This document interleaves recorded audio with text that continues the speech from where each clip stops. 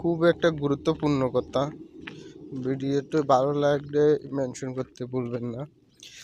এক দেশে এক রাজা ছিল। তো রাজার কিছু মন্ত্রী ছিল। অনেক রাজার তো বহুত মন্ত্রী সেনাপতি তো বহুত থাকে। তো এক মন্ত্রী রাজাকে প্রশ্ন করলো যে হুজুর, এনে তো আমার যে এই পদে তো অনেক মন্ত্রী আছে। এখন সব উনার আরেকজনকে দেখাই দিয়ে যে উনার বেতন বেশি, আমার বেতন কম কেন? ঠিক আছে। এরপরে যাই, রাজা সাহেব তার মন্ত্রীকে বলল যে আচ্ছা, আমি তোমাকে একটা কাজ দিয়ে যাও। ও এক জায়গায় মনে করেন না, একটু দূরে, মানে রাজার রাজ্য থেকে একটু দূরে, ওখানে আপনার কিছু কুকুর আছে। ঠিক আছে, বিষয়টা খারাপভাবে নেবেন না।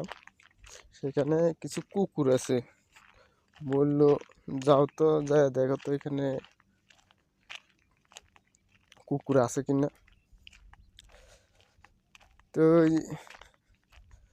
যেমন কথা তেমন কাজ। রাজার মন্ত্রী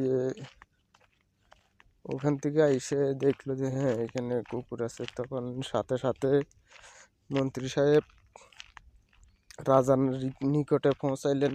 পৌঁছানোর পরে বললেন, হুজুর, সেখানে তো আমি গেলাম, যাওয়ার পর দেখলাম হ্যাঁ কুকুর আছে। ঠিক আছে, ওই তুমি কি বলতে পারো সেখানে কয়টা কুকুর হবে, কয়টা কুকুর আছে? তখন তো মন্ত্রী সাহেব তো বলতে পারলো না, তার মাথায় চটকে গেলো, ভাই হাই, আমি তো গয়না আসলাম না। তখন রাজা তখন বললো, যাও তাহলে একটু গয়না আসো সেখানে কয়টা কুকুর আছে। তখন যেমন কথা তেমন কাজ, মন্ত্রী সাহেব আবার রওনা দিলেন সেখানে। দ্বিতীয়বার মতো রওনা দিয়ে দেখেন যে মনে করেন না 7টা কুকুর আছে। তুমি কি তখন মন্ত্রী সাহেব আবার রাজার নিকটে পৌঁছালেন। পৌঁছানোর পরে বললেন, হ্যাঁ হুজুর সাহেব, সেখানে তো 7টা কুকুর আছে, আমি তো গিয়ে দেখে আসলাম। তখন রাজা সাহেব আবার প্রশ্ন করলেন যে আচ্ছা ঠিক আছে, সেখানে তো 7টা কুকুর আছে, তখন তুমি কি বলতে পারো কোন রঙের কয়টা? তো আবার টাস্কি খেয়ে গেল। তখন যেমন কথা তেমন কাজ, আবার সে রওনা দিল সেখানে কোন কালার। এরপর সেখান থেকে সে আবার রাজার নিকটে আসলো। আসার পরে বলতেছে, যেমন দেখছে সে তেমনই বললো যে হয়তো 3টা কালো আর 4টা লাল ছিল।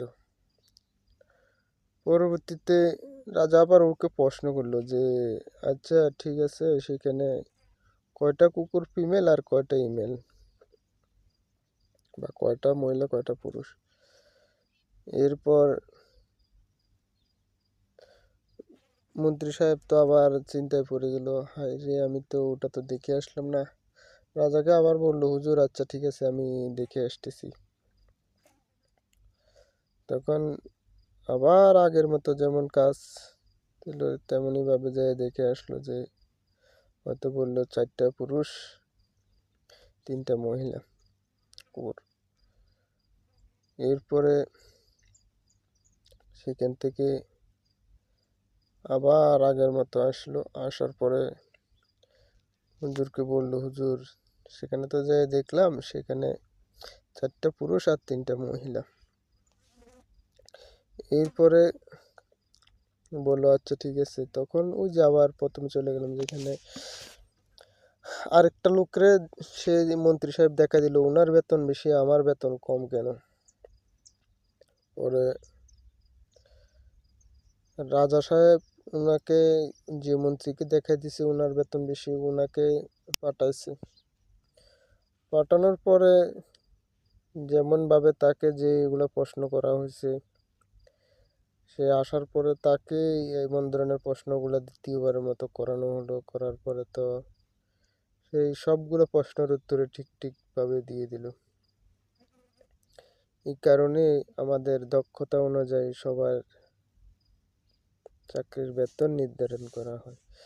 ভিডিওটা ভালো লাগলে মেনশন করতে ভুলবেন না প্রিয় বন্ধুরা। আসসালামু আলাইকুম।